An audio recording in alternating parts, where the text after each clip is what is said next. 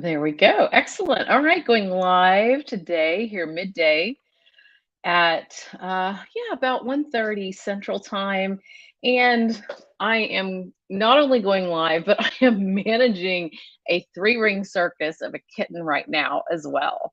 So I may have to get up and um, swat my kitten away from my brand new orchid that she's wanting to play with. But anyway, I wanted to go live today to talk about something that came up on my mentorship group call the other day.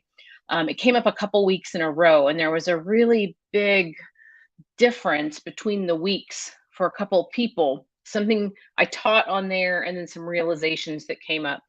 So I wanted to make sure that I shared this with a wider audience. So right now I'm streaming actually to Facebook, to LinkedIn, and to YouTube all at once, thanks to Streamyard. So that's pretty cool.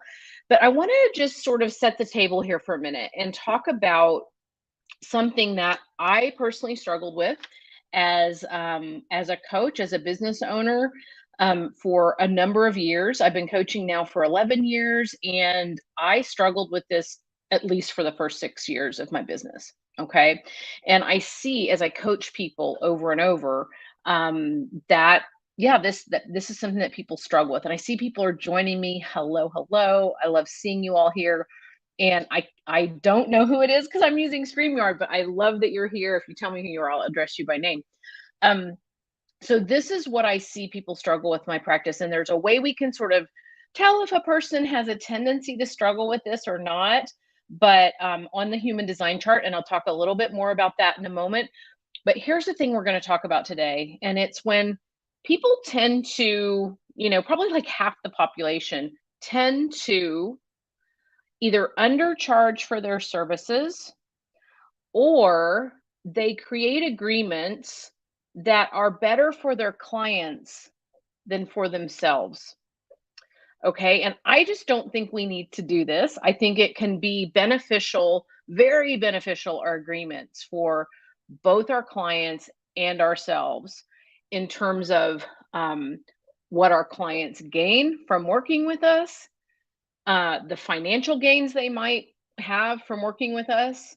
And I think that can be very financially rewarding and personally rewarding for us as well. But what I notice, and again, this was my history, I've got an eye on the kitten here.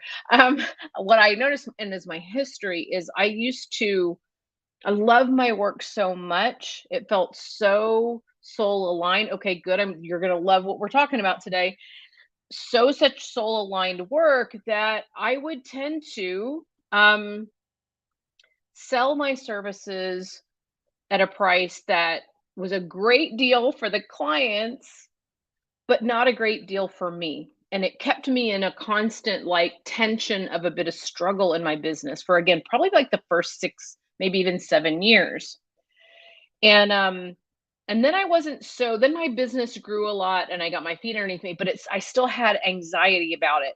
Like I still had it still bothered me that even though I was charging higher prices, like the more I was charging, the more financial benefit my clients would have out of the work with me. And I love that, right? Like I love when people like multiply their ROI by 10, 20, 50 times.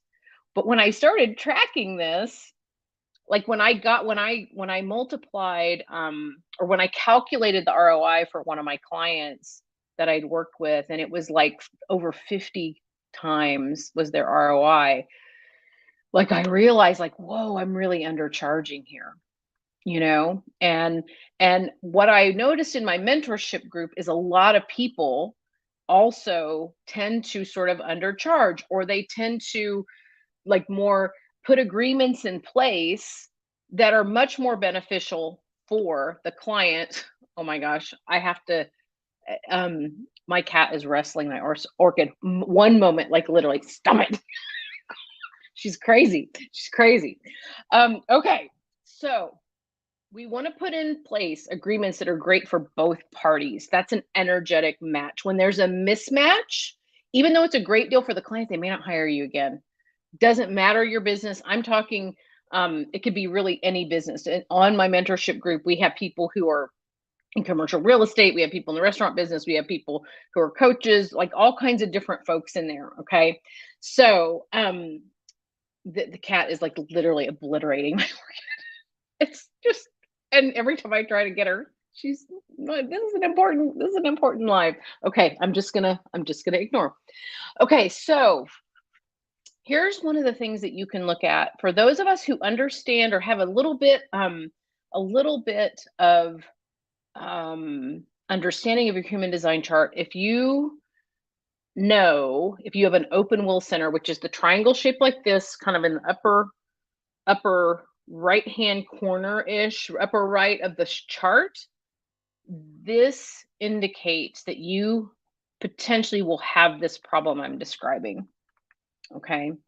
So this is the will center, and I'm not going to go deep into the human design piece of it, but this is the will center, and it is the part that that people like. I had to throw a pen at the cat. When you have open will center, you will have the tendency to want to prove yourself to people. You'll tend to undervalue yourself. You'll tend to doubt your own value. Well, I think if I'm not mistaken, about half the people, half the population have that open will center. Okay. So you can see that that would be really problematic. So we were talking about the will center on my mentorship call and how it affects how we negotiate our deals, how we price our services, how comfortable we feel with an equal arrangement. And a lot of people on the call have the open will center. So we had a great conversation about it. And subsequently had like, okay, well then how do you recondition that? Because that's one of the things that I did is once I found out about my open will center and that tendency I might have to undervalue myself, to try to prove myself in some way, then I had to do some work on that because like my human design didn't really support that as a strength for me, right? So we can do that. So I want to tell what happened on the call, like over the course of two calls, like last week's call and this week's call. And it was that we had a couple people asking about this, and we talked, and they were really struggling with what we're talking about here, kind of undervaluing, or if a client comes back and says, "Oh, I really like your proposal, but instead of paying 10,000, could I pay 7,500 or whatever," right? And they don't like that, but the tendency is the person, the people talking about, like, they would give in and say, "Well, yeah, like, it's great to have the client. They really wanted to work with them, right?" And so then the client really ended up with a better agreement than the person making the agreement with them. And so we created awareness on the first call. Okay, we created an awareness of like, wow, some of us here in this mentorship group have that tendency to undervalue ourselves, to create agreements with with potential clients that are better for the client than they are for us. So we created the awareness. And then the thing is, creating awareness is amazing. Okay, that's incredible when we can create awareness about things, but it's not enough. Real change happens when we create awareness and realize the next time that thing happens and we're aware of it, there's a choice point.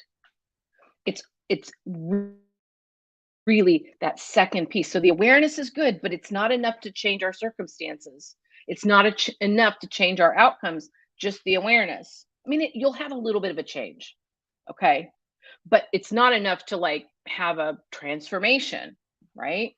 It's when that happens again, and this is what one of the people came back to the call and shared that in between the 2 weeks happened, was the awareness of, wow, I tend to, when my clients try to negotiate with me, I tend to cave. Like, on some level, that was the conversation.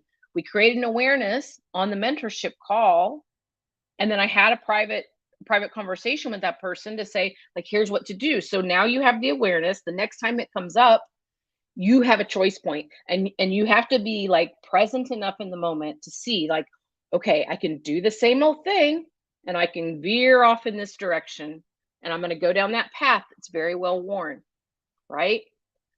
Or in the moment when we have that awareness, we can branch off in another direction and we can create something new. And like, I could really see the light bulb for this person. Okay, so that's what happened.